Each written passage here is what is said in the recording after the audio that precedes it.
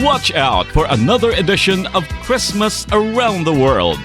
Various celebration of Christmas by different countries. Only heard and seen at Bombo Radio Philippines.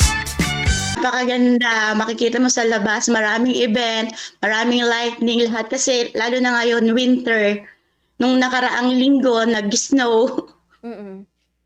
So, kasi ang trabaho ko, caregiver dito. So, nasa healthcare ko. Supposed to be, pag nasa healthcare ka, wala kaming holiday. Kahit Pasko, may pasok. So, sana wala kaming schedule nung time na yon. Pero kahit pa paano naman, may mga kapwa Pilipino rin kami dito, nag-gathering kami, nag-schedule din kami. Kahit may pasok, pagkayari ng pasok, mag-gathering pa rin kami. May exchange gift din. Saka yung mga ano rin naman, yung mga lokal din naman, masaya rin silang kasama kasi nung nag-Christmas party kami, ganun din naman, masaya rin sila, nakikipagsayawan, kantahan, okay lang din. Kainan, parang lang din sa atin. Sama-sama mga Pilipino, handang Pilipino pa rin kami. Kahit sa mga birthday yan, pag nag-gathering kami, Pilipinong handa pa rin. Actually, ako nga may nakahanda na ako ng fruit salad. Kahit saan, kahit sa bansang Bahrain, kahit yung nandun ako, Middle East yun, alam yung counter ng Muslim, ganun pa rin.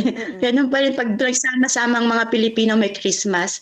May mga Muslim din naman ng mga Bahrainian na nakikipag-celebrate din ng Christmas. Kasi dito, naglilitsyon din sila kasi mura yung litsyon din. Mura yung ano dito, pork.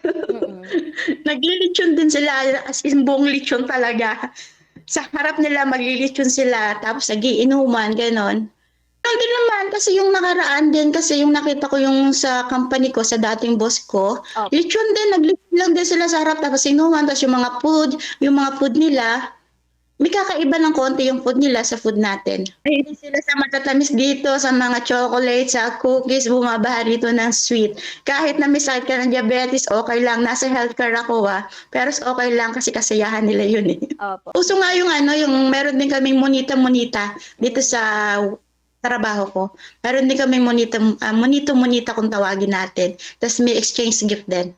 Kasi nasa city na Zagreb, kung yun dito sa Croatia, pag nasa Zagreb ka, makikita mo nando sa square na sa Zagreb.